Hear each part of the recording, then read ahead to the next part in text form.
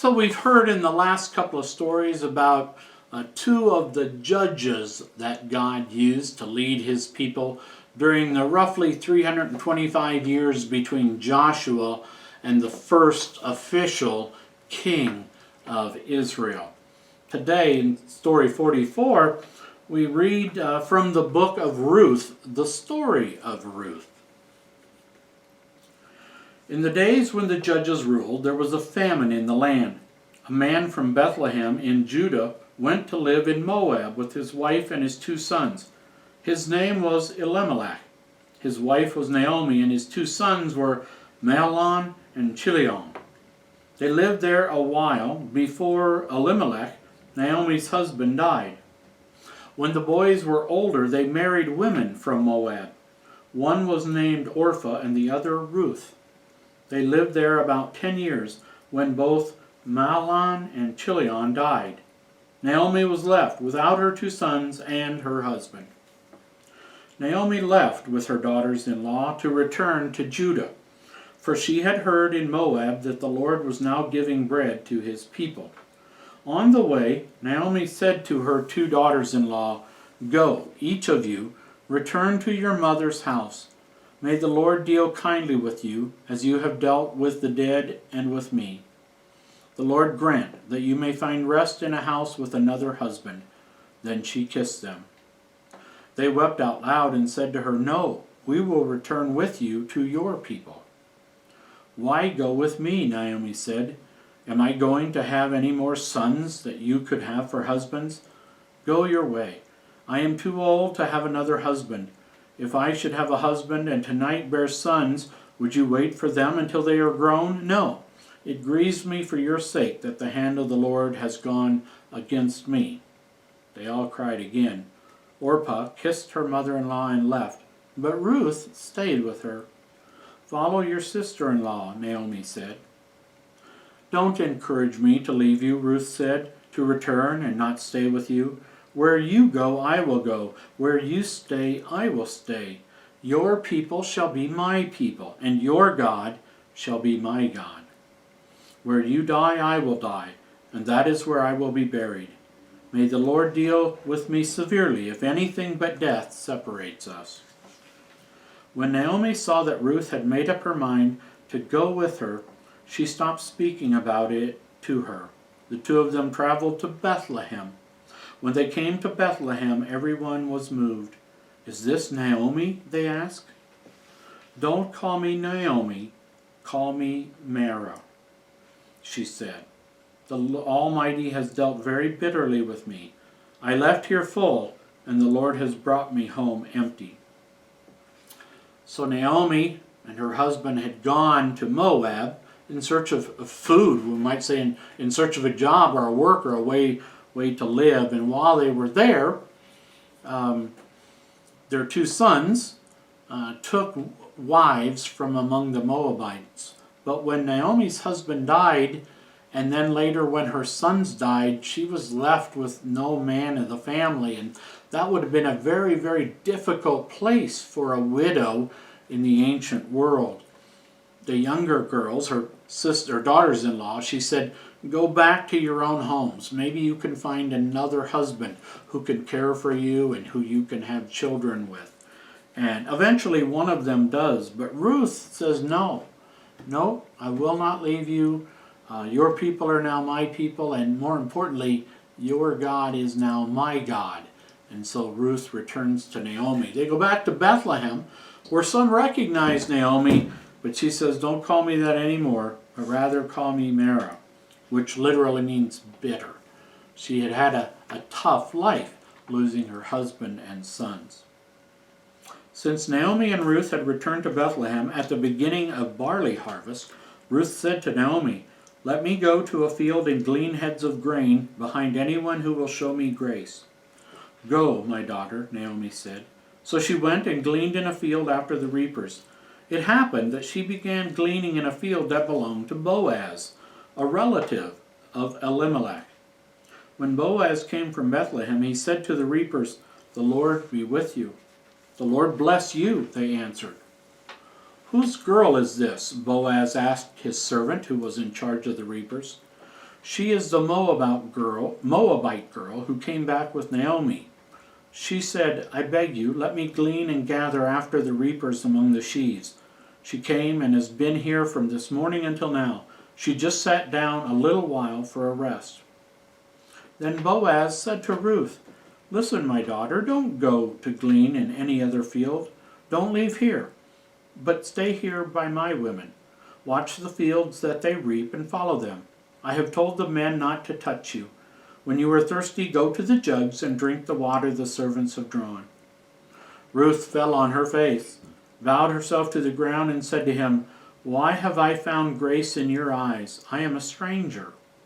Boaz answered, I was told everything that you did for your mother-in-law since your husband died, and how you left your father and mother and the land where you were born and came here to live among a people that you did not know. May the Lord, whose wings you have grown to trust, reward you for what you have done. Let me find favor in your sight, my lord, she said, even though I am not one of your servants. Join us for meals, Boaz said to her. So she ate with the reapers. When she left to glean, Boaz commanded his servants, Let her glean, even among the sheaves. Don't scold her. Let some handfuls fall on purpose for her, so she may glean them. She gleaned in the field until evening. She threshed what she had gleaned, and it was about an ephah of barley. She took what she had harvested and went into the city where her mother-in-law saw what she had gleaned. Ruth shared with Naomi what she had. Naomi asked, Where did you glean today? Blessed is the man who was concerned about you. Then Ruth told her what had happened. His name is Boaz, she concluded. Blessed be the Lord, who has not stopped being kind to the living and the dead, Naomi said to her daughter-in-law. The man is a close relative, one of our kinsman redeemers. He said, Stay close to my workers until they have finished harvesting, Ruth said. It would be good for you to work with his women, Naomi said to Ruth. In someone else's field you might be harmed. So Ruth worked with Boaz's women until the end of the barley harvest and the wheat harvest, and continued living with her mother-in-law. Gleaning meant that Ruth, like some other women, would go into the field and they would search on the ground for any heads of grain or for any grain that had fallen. And there was always some that was dropped. But in this case, Boaz beholds her, and because of what he had heard about her, he tells his man, look, just drop a few handfuls for her. Make it easier for her. And even if she goes up to the shocked sheaves and takes a few heads from that, don't give her any grief about it. Let her be generous with her. And he allowed her to continue to work in his fields, which we understand from the discussion with Naomi was really a very gracious thing that Boaz had done. One day Naomi said to Ruth, My daughter, shouldn't I try to find a home for you so that you are taken care of? Boaz is your relative. Tonight he will be winnowing barley on the threshing floor. Clean yourself up, put on some perfume and nice clothes, and go down to the threshing floor. Don't let him know you are there until he is done eating and drinking. When he lies down, wait until he is asleep before you go in and lie down at his feet. He'll tell you what to do. Ruth did as Naomi had told her. When Boaz had eaten and was in good spirits, he went to lie down near a pile of grain. Ruth went quietly and rested at his feet. At midnight, Boaz was startled by something and turned over, only to find a woman lying at his feet. Who are you? He said. I am Ruth, your servant, she answered. Spread your skirt over me, your servant, for you are a kinsman redeemer. The Lord bless you, my daughter. You are showing more kindness now than you did before, since you have not run after younger men, whether they are rich or poor. Now don't be afraid. I will do as you have asked, because everyone in our town knows you are a virtuous woman. It is true that I am your kinsman redeemer, but there is one person who is even closer relative than I. Wait one night. In the morning I will ask him if he will be your kinsman redeemer. If he agrees, let him be your kinsman redeemer. If not, then as the Lord lives, I will be your kinsman redeemer. Rest here until morning. So Boaz and Ruth are talking about essentially becoming husband and wife here. And a kinsman redeemer has to do with she was related, and therefore that's how they took care of widows and their children after someone had died. Someone in the family, another man in the family, might become her kinsman redeemer, and the two would become husband and wife. But Boaz says, no, there's another, and we must do things properly. So Ruth lay at his feet until morning. She left before people could recognize anyone else in the dark. When she came to her mother-in-law's home, she told her everything that had happened and showed her the barley she had been given. That day Boaz said to the kinsman, Naomi, who came back from Moab, is selling a piece of land that belonged to your brother Elimelech. I thought I would let you know about it here in the presence of these people, so that if you want to buy it, you can buy it. If you don't want to buy it, tell me. You are the only one left to redeem it, and I am after you. I can't redeem it, the kinsman said. Redeem it for yourself. Then he took off his shoe and gave it to Boaz, since this was the way to confirm an exchange of property in Israel at that time. So Boaz took Ruth as his wife. The Lord gave them a son. The woman said to Naomi, Blessed be the Lord, for he has not left you without a kinsman. Naomi took care of the child. The woman named the baby Obed. He is the father of Jesse, who is the father of David. And so, David, later the shepherd boy who will be king, the king to whom God promised one of his descendants would rule on his throne forever. Well, Jesus was a descendant of David. You may even remember that when he was to be born, Mary and Joseph had to go to Bethlehem, or the city of David, because Jesus would one day be a descendant of David, his father Jesse, and his father Obed. And that connects us back to Ruth and Boaz.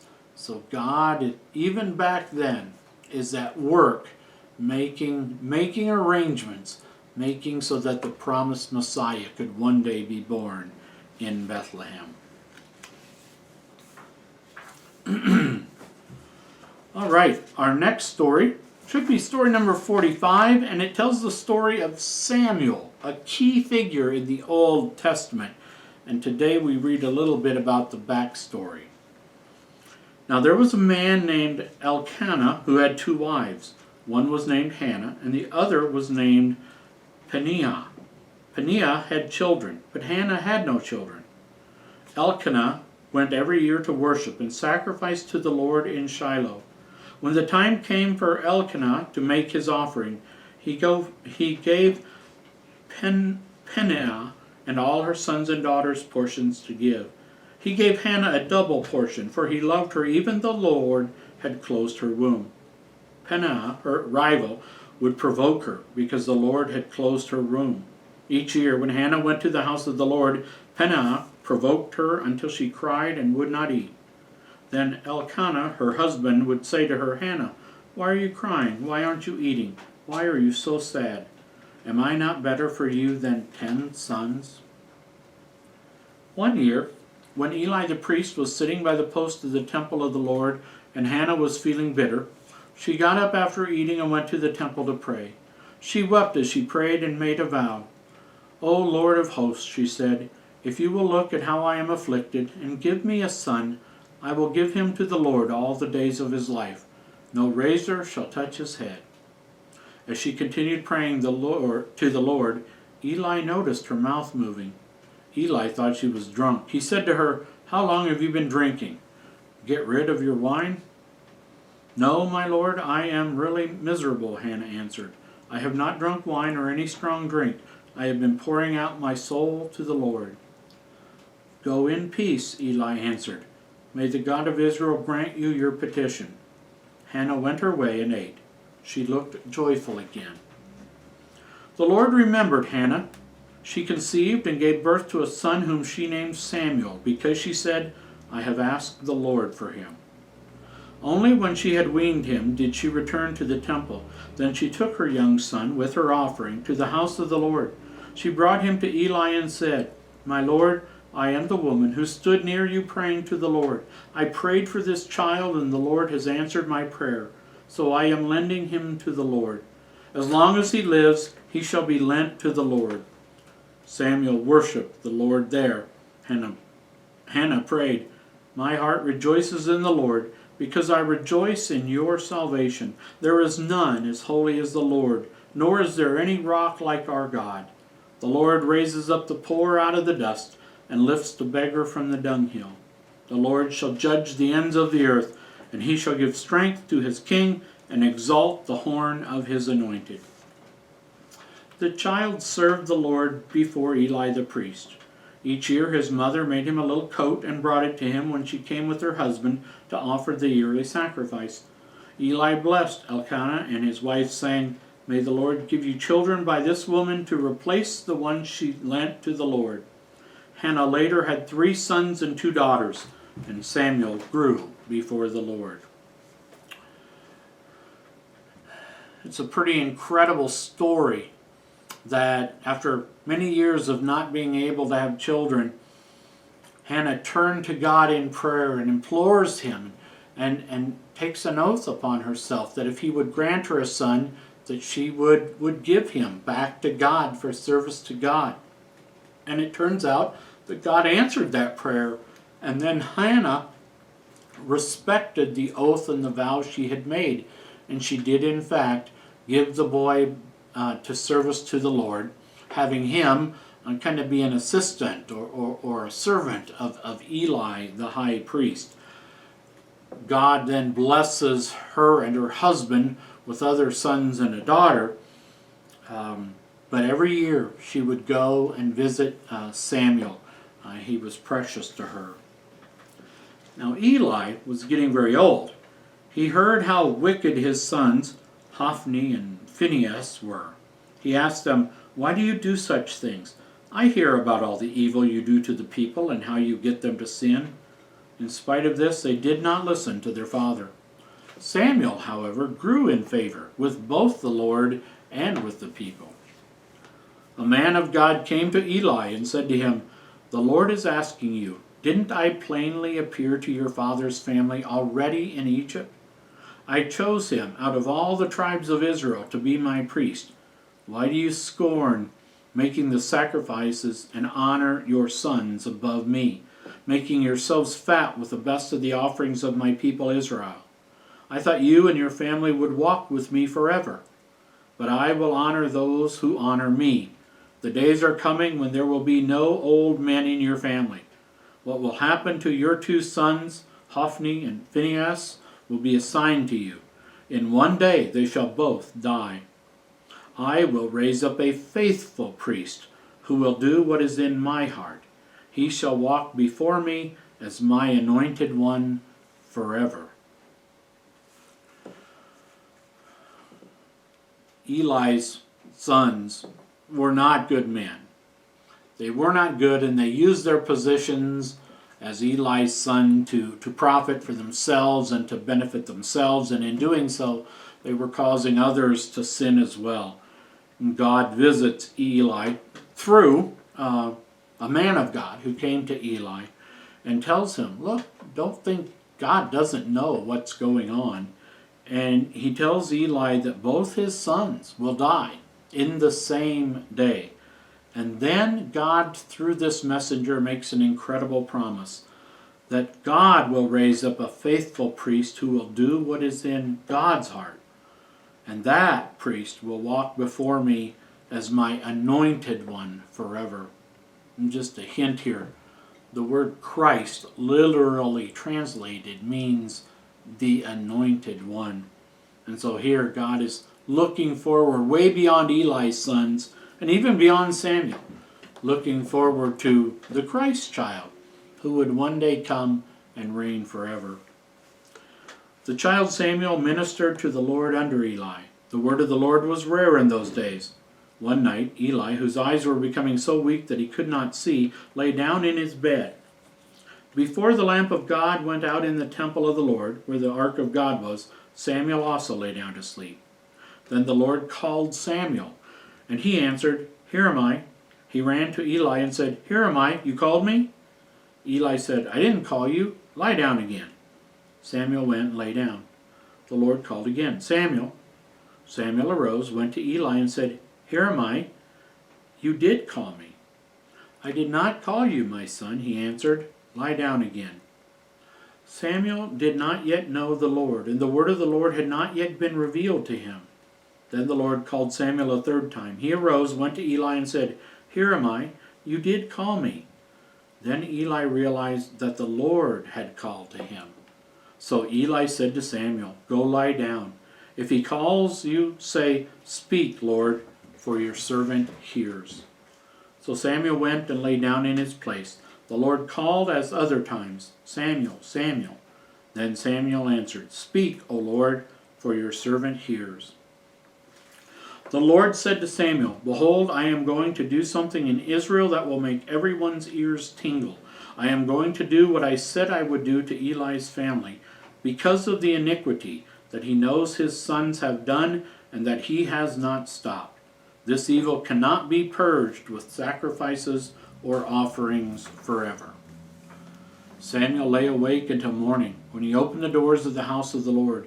He was afraid to tell Eli the vision, but Eli called to him and said, "Samuel, my son, what did the Lord say to you?"